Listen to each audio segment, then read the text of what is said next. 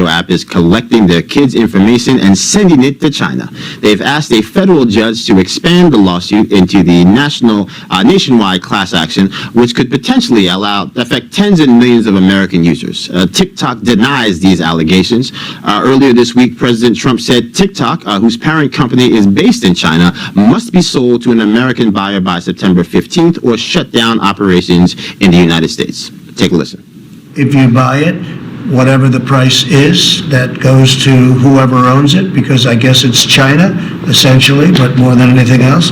I said a very substantial portion of that price is going to have to come into the Treasury of the United States, because we're making it possible for this deal to happen.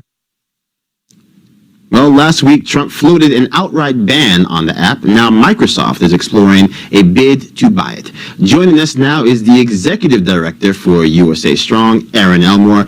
Erin, thank you so much for joining us. You recently penned an op-ed on TikTok saying the video app is Communist China's latest breach of freedom. What do you think should happen with TikTok?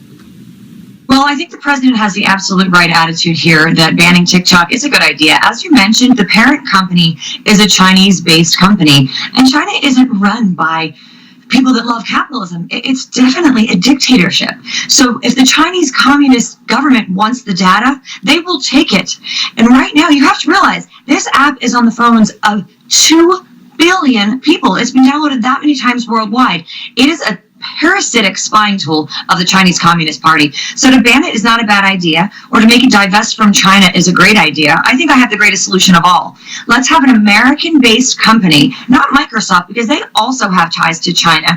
Have a company that's based here in the United States, that has a workforce that's United States-based, and has no ties to China. They should be the ones to buy this company. Well, absolutely. When you start talking about the fact that you've got young people spending, in some cases, close to 12 hours a day, in some cases, glued to this app. I mean, the ramifications for, facial recognition software and all the things that can be done with that explosive data. I think we have to keep a very close eye on that. But pivoting a little bit, Chinese health officials have increased testing in Hong Kong due to a rise in COVID-19 cases there. Some in the cities have raised concerns that the government may be also collecting DNA samples for surveillance purposes. Hong Kong denies this claim and is threatening to crack down on those who are spreading the theory online. What's your reaction to this? We already know that they have the worst kept secret in China is the fact that they are monitoring and keeping in captive the Uyghurs. I think all of this is in line with the actions of the Chinese Communist Party. But what's your take, Erin? Joe, the Chinese Communist Party has absolutely no regard for human life of any kind. You just spoke of the Uyghurs. The average American doesn't know that there are essentially concentration camps in mainland China of the Uyghurs, because basically it started with a land dispute, and they are slaves. They are used for organ harvesting. There is no regard for human life. What would make anyone think that they are not going to steal the DNA of the people of Hong Kong? And the poor people over there, they have no democracy anymore. They're, basically slaves to mainland China and the Communist Party. They should be concerned about this, and there is a legitimate concern. There is no regard for human life, and the Communist Chinese Party is doing everything they can to infiltrate these people's lives, take their DNA, and use them for nefarious purposes. Well, absolutely. And what do you think President Trump and the administration can do to get more people to understand the clear and present danger of the Chinese Communist Party? I mean, we've had them basically release a plague on the planet with this COVID-19 virus, which they basically, bribed the organizations that basically say there could be no human-to-human transmission. So what can we do right now to get people to say that there is a thread that goes from TikTok to COVID to what's happening in Hong Kong right now?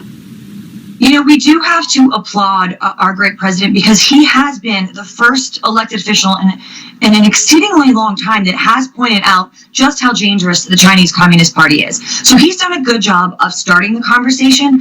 I think that the mainstream media has a lot of culpability here, because they've said and done nothing. They're actually big supporters of the Chinese Communist Party. So I think we really need to get the word out, whether it's via social media platforms or people like you and I that are starting the conversation, because The Chinese Communist Party has infiltrated every aspect of our lives, and they do want to destroy us. You know, Michael Pillsbury has a great book called The 100-Year Marathon that just shows what China is trying to do. They are not going to hit us with bombs. They are going to hit us every way possible, whether it's through apps like TikTok or collecting DNA or infiltrating our American manufacturers and destroying our middle class. That's what their goal is, to ruin our lifestyles, to get rid of religion and get rid of freedom and get rid of democracy and turn us into Marxist puppets. That's exactly what they're doing. And this is something the average American needs to get out there and read and learn about their dangers, because they are infiltrating every aspect of our life and want to destroy us.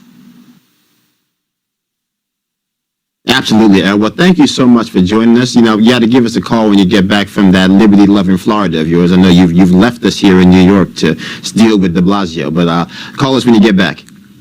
I would like to see you very soon in person. Absolutely. Well, thousands of non-U.S.